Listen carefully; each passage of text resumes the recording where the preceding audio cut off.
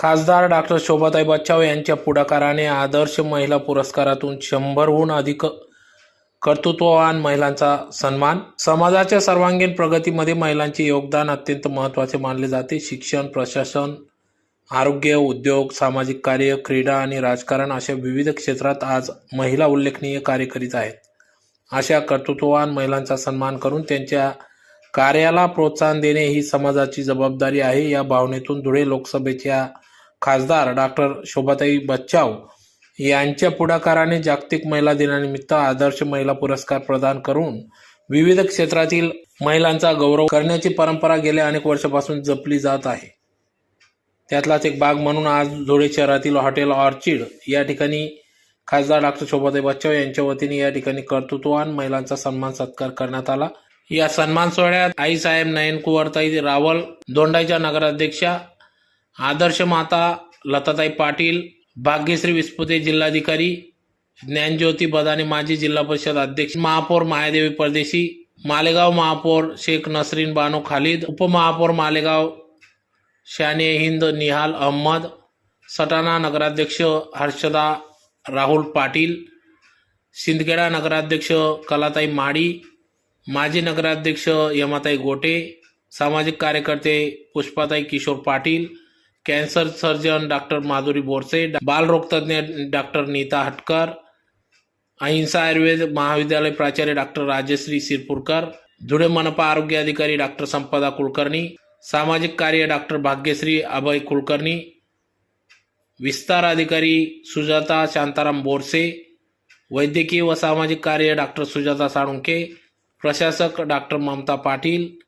बचत गट कार्य अश्विनीताई पाटील, मुख्य लेखा व वित्त अधिकारी जिल्हा परिषद स्वरांजली पिंगडे, शिक्षण क्षेत्र रानूताई अजमेरा, माजी नगरसेविका जुईताई देशमुख, मुख्याध्यापिका तय्यद फरहान शाहीन रफिक, पोलीस उपनिरीक्षक राजश्री पाटील, उद्योजिका प्रियंका नितीन कापडणीस, राष्ट्रवादी महिला काँग्रेस अध्यक्ष उषाताई पाटील, युवा उद्योजिका स्नेहा मिस्त्री, शैक्षणिक कार्यात अग्रेसर असणाऱ्या डॉ. शोभाताई शिंदे, स्त्रीरोगतज्ञ डॉ. शीतल भूपेश पाटील, यमुनाई शैक्षणिक मंडळ अध्यक्षा सौ मंगलाताई सुनील वाघ, शैक्षणिक कार्य अग्रेसर असणाऱ्या डॉ. माधुरी संजय पाटील, सामाजिक कार्यकर्त्या रत्नाताई पाटील, सुलभाताई कुवर, महिला बाल समुपदेशक प्राध्यापक वैशाली पाटील, कायदा क्षेत्र ॲडव्होकेट साजिदा शेख, सामाजिक कार्यकर्त्या सुरेखा जोंधळे,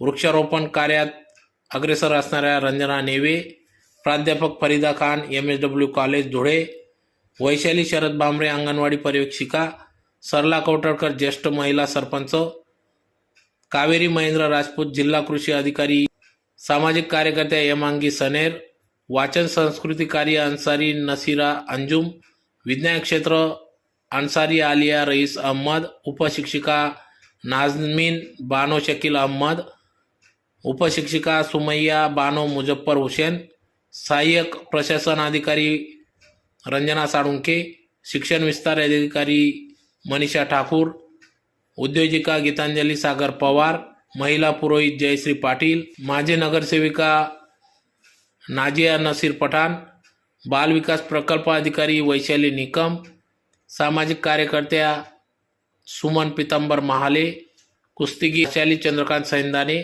सामाजिक कार्यकर्त्या गायत्री यशवंत पाटील, रुक्मिणी घनश्याम खोंडे, महिला व बालकल्याण समुपदेशक ॲडव्होकेट मंगला शंकर चौधरी, प्रियदर्शनी अभय पाटील, राष्ट्रीय थाय बॉक्सिंग सुवर्णपदक विजेती यांचा या ठिकाणी आज सन्मान सत्कार या ठिकाणी करण्यात आला. तर त्याचबरोबर धुळे मनपात महिला नगरसेविकांचा देखील या ठिकाणी विशेष सन्मान करण्यात आला, ज्यात उज्ज्वला भोसले, योगिता कुटे, कविता सोनवणे, डॉ. निशा महाजन, प्रभावती शिंदे, शोभा भील, मिनल परदेशी, शहनाज खाटिक, अनम शेख, परवीन बानो शेख, प्रतिभा चौधरी, संध्या कदम, ज्योत्सना पाटील, वैभवी दुसाने, वंदना भांबरे, रुपाली पाटील, छाया आहिरे, प्रियंका बोरसे, उज्ज्वला ठाकरे, पूनम सिरसाट, लताबाई सोनार, प्रतिभा पाटील, किरण कुलेवार, मायादेवी परदेशी, कल्पना महाले, जयश्री हरिराव, शीतल वाघ, फातेमा बी, नजमा शहा, हसीना बानो अन्सारी, आमिरा बानो अन्सारी, हलिमा बानो अन्सारी, कल्याणी अंपडकर, पुष्पा पवार, सुरेखा उगले, गीता नवले, चित्रलेखा परदेशी, मंगला सोनवणे, सारिका अग्रवाल, मदिना पिंजारी यांचा या ठिकाणी सत्कार, या सर्व नगरसेवकाचा या ठिकाणी सत्कार करण्यात आला। तर कार्यक्रमाप्रसंगी या ठिकाणी माजी मंत्री बाळासाहेब थोरात, खासदार डॉक्टर शोभाताई बच्चाव, माजी आमदार डॉक्टर सुधीर तांबे, जिल्हाधिकारी भाग्यश्री विस्पुते, धुळे मनपा आयुक्त नितीन कापडणीस, माजी आमदार शरद पाटील, बाबा आतेकर, भाई नगराडे, जोसेफ मलबारी, किरण जोंधळे, शुभांगीताई पाटील, शकील शाहीन, शाबीर शेठ, प्रवीण चौरे, रमेश श्रीखंडे, पितांबरदादा महाले, गायत्रीताई जयस्वाल, बानुताई शिरसाट, गिरधारी जी, जोसेफ मलबारी, किशोरप्पा पाटील, गुलाब कोतेकर, डॉक्टर दरबार सिंग गिरासे आदी सर्व पदाधिकाऱ्यांच्या उपस्थितीत सदर हा कार्यक्रम या ठिकाणी पार पडला। तर यावेळी महिला वर्ग मोठ्या संख्येने कार्यक्रमाप्रसंगी उपस्थित होते। जागतिक महिला दिन हा कार्यक्रम 8 मार्चला आपण करतो। याचं कारण असं आहे की संपूर्ण जगामध्ये हा कार्यक्रम स्त्रियांचा सन्मान, त्यांना हक्क देण्यासाठी, त्यांना समानता देण्यासाठी या ठिकाणी केला जातो आणि जगभर विविध उपक्रम, विविध कार्यक्रम महिलांच्या संदर्भामध्ये हे केले जातात। 8 मार्च 1908ला अमेरिकेमध्ये न्यूयॉर्क येथे कापड गिरणीमध्ये काम करणाऱ्या साधारणतः 1500 महिला यांनी त्या ठिकाणी त्या रस्त्यावर आल्या। त्यांनी संप पुकारला की त्यांना कामाचे तास जास्त होते, त्या मानाने मोबदला कमी होता, मतदानाचा अधिकार नव्हता, त्याच्यासाठी त्यांनी त्या ठिकाणी आंदोलन केलं। त्यानंतर 2 वर्षांनी 1910ला क्लारा झेटकिन या समाजवादी कार्यकर्त्या होत्या, त्यांनी कोपनहेगन येथे परिषद घेतली आणि त्या ठिकाणी ठराव केला की जागतिक महिला दिन 8 मार्चला हा झाला पाहिजे आणि युनायटेड नेशन्सने 1975 सालापासून 8 मार्च जागतिक महिला दिन हा संपूर्ण जगामध्ये आपण साजरा करतो आहोत। तर आजचा हा सन्मान आपल्या धुळे लोकसभा मतदारसंघामधल्या नगराध्यक्षा असतील, नगरसेविका आहेत, त्याचप्रमाणे शिक्षण क्षेत्र, कला क्षेत्र, क्रीडा क्षेत्र, स्पोर्ट्स आणि त्याचप्रमाणे बचत गट असतील, विविध क्षेत्रामध्ये अतिशय उल्लेखनीय कार्य करणाऱ्या महिलांचा हा सन्मान या ठिकाणी होतो आहे। त्याच्यामध्ये लेखिका पण आहेत आणि आपण जे काही कार्य केलेलं आहे तर ते खूप मोठं आहे आणि या माध्यमातून निश्चितपणे एक ज्येष्ठ नेत्यांकडून शाबासकीची थाप आपल्याला त्या ठिकाणी मिळते आणि आपला जो आदर्श आहे तो इतर महिला देखील त्या ठिकाणी घेतात आणि त्याच्यामुळे आपण हा सन्मान करतो आहोत। मला आनंद असा आहे की माझ्या धुळे लोकसभा मतदारसंघामध्ये इतक्या आदर्श आणि इतक्या गुणवंत महिला आहेत, त्याबद्दल मला खरोखर या ठिकाणी मनापासून आनंद या ठिकाणी होतो आहे। तर यत्र नारीस्य पूजते रमन्ते तत्र देवता, ज्या घरामध्ये, ज्या गावामध्ये, ज्या पक्षामध्ये, ज्या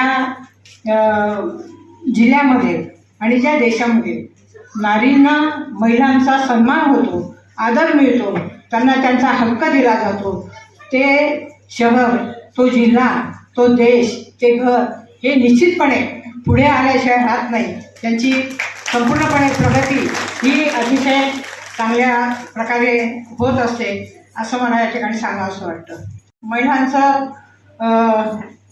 महिलांच्या संदर्भामध्ये पूर्वीच्या आणि आताच्या परिस्थितीमध्ये प्रचंड असा फरक हा झालेला आहे। एक पूर्वी दुय्यम वागणूक महिलांना मिळत होती, परंतु आता तशी परिस्थिती ही राहिलेली नाही आहे। याचं कारण म्हणजे महिला यांना हक्क हा कसा घ्यायचा असतो तो त्या निश्चितपणे घेतात आणि अतिशय म्हणजे सहकार क्षेत्र असेल, प्रशासन क्षेत्र असेल, राजकारण क्षेत्र असेल, महिला या पुढे आलेल्या आहेत, वैद्यकीय क्षेत्रामध्ये देखील पुढे आलेल्या आहेत आणि पुरुषाच्या खांद्याला खांदा लावून त्या काम करतातच आहेत, परंतु डोळ्याला डोळे, नजरेला नजर भिडून त्या सन्मानाने काम करत आहेत इंजिनियर क्षेत्रामध्ये पूर्वी सिव्हिल इंजिनिअरिंगला महिला ॲडमिशन घेत नव्हत्या, परंतु आता त्या क्षेत्रामध्ये देखील महिला या उतरलेल्या आहेत. त्याचप्रमाणे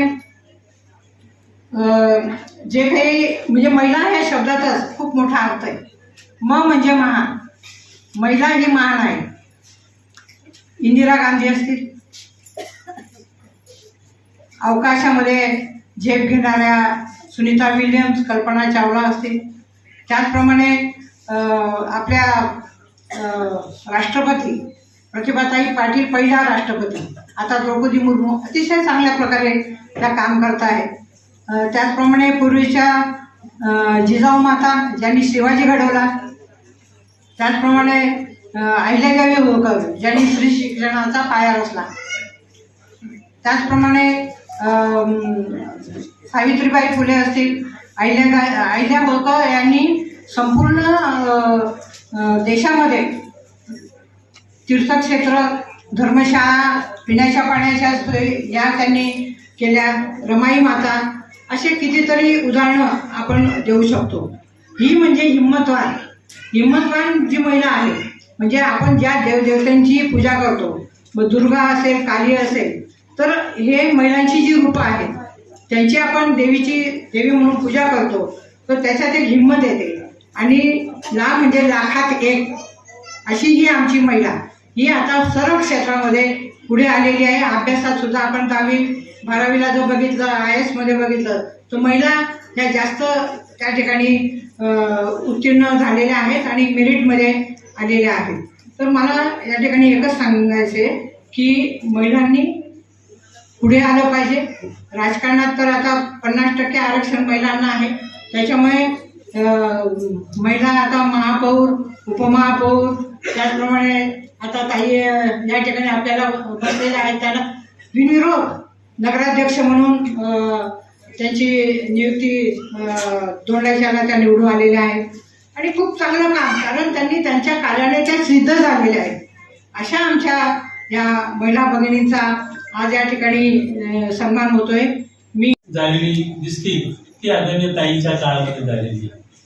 नंतर त्यांना ते राज्यमंत्री म्हणून सुद्धा काम करण्याचा संधी मिळाली आरोग्याच्या, तर तिथे त्यांनी उत्कृष्ट काम केलं. आणि आता धुळे येथे त्या खासदार म्हणून आपल्याला लाभलेला आहे. तर मी बघतोय की सतत जनसंपर्क त्यांचा चालू असतो, सतत लोकांमध्ये जातात, लोकांचे प्रश्न त्या ठिकाणी सोडवतात. लोकसभेमध्ये सुद्धा अत्यंत समर्थपणे आपल्या धुळे मतदारसंघाचे प्रश्न त्या मांडत असतात. तेव्हा निश्चितच आजचा हा महिला दिन साजरा करत असताना ताईच्या कर्तृत्वाबद्दलची दखल सुद्धा आपण त्या ठिकाणी घेतली पाहिजे. की महिलांना आपण बघतोय की जी समाज व्यवस्था आपल्याकडे पूर्वी होती त्यामध्ये महिलांना खूप त्याचं शोषण होत होतं, त्याला सगळ्या संधी नाकारल्या जात होत्या.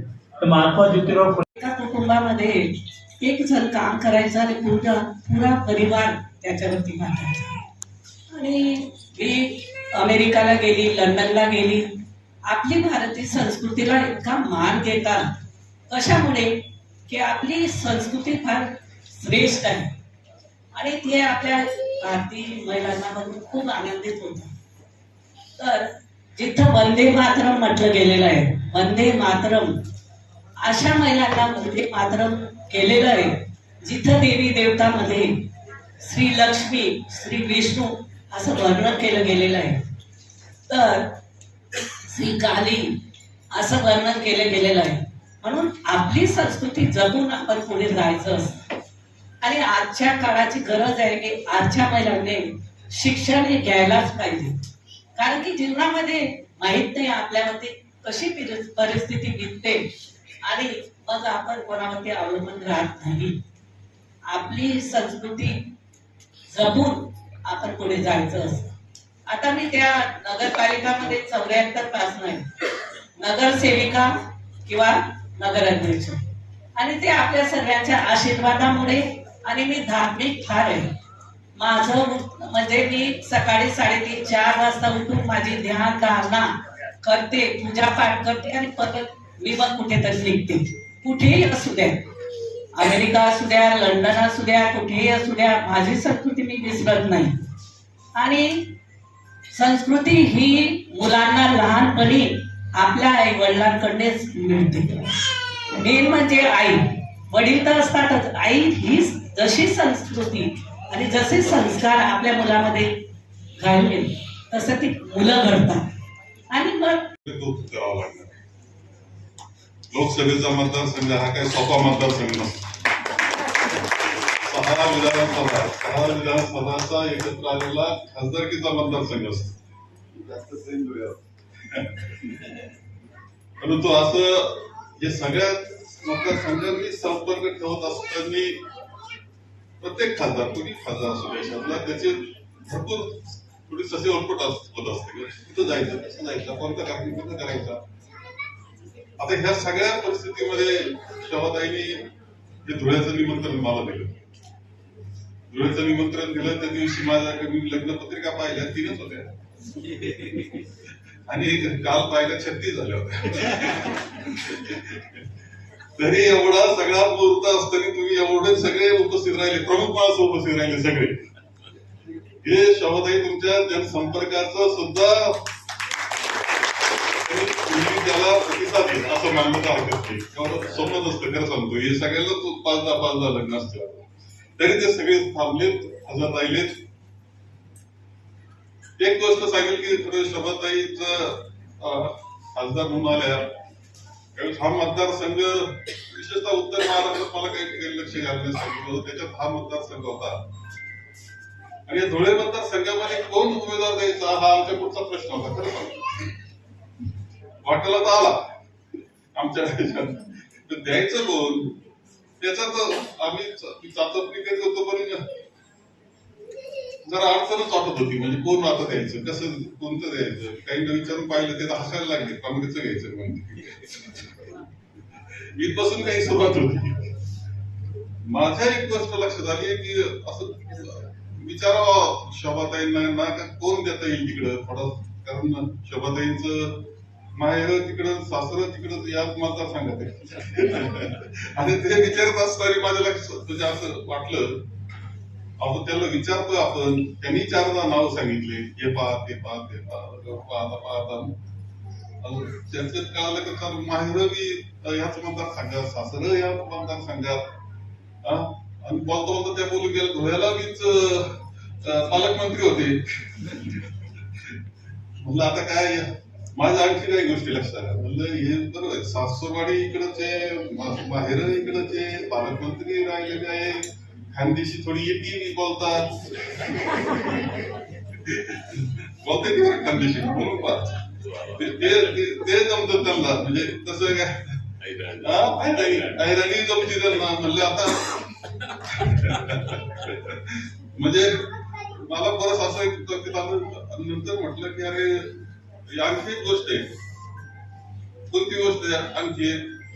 कायम सगळे नाशिकवाले म्हणत असतात की शोभाताई इतकं नशिबान कोणीच नाही. आणि जनसंपर्कात कमी पडत नाही. आणि आणखी एक गोष्ट लक्षात आली की मॅनेजमेंट नावाचं आमचे मॅनेजमेंट गुरु असे कोण म्हटलं तिकडं, तिथं डॉक्टर दिनेश बादशाह यांचं नाव घेतलं. आता मयूर काहीची जोड मिळाली. असं एवढं जेव्हा जुळून आलं तर मी म्हटलं शोभाताई डॉक्टर बादशाहला म्हटलं, नाशिकच्या छात्रीमध्ये बसून बोललं, डॉक्टर आता काय शोभाताईला जो करावं लागेल, मला काय दुसरा इलाज दिसत नाही.